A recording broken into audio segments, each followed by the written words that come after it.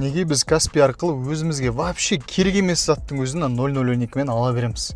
Тіпті ақшамыз болмаған жағдайдың өзінде де последний iPhone ұстап жүреміз. Бұл вообще кездейсоқ нәрсе емес, бұл конкретно жасалған жесткий маркетинг. Адам наличка төлеген кезде оның миында ауырсыну сезімі болады.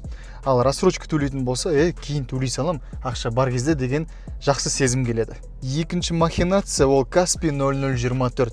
Адамдардың барлығы Каспи жұма болған кезде бастары істемей қалып, выгодный бағамен 24 айға бөліп жатырмын деп сатып алады.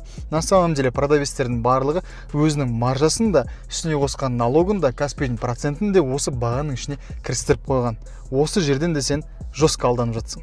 В результате сен өзіңе вообще қажеті жоқ заттардың барлығын сатып алып, Каспидің оборотын өсіресің. Ал Каспимен бөлек оның партнерлары өзінің оборотын осы метод арқылы 3 есеге өсіріп отыр.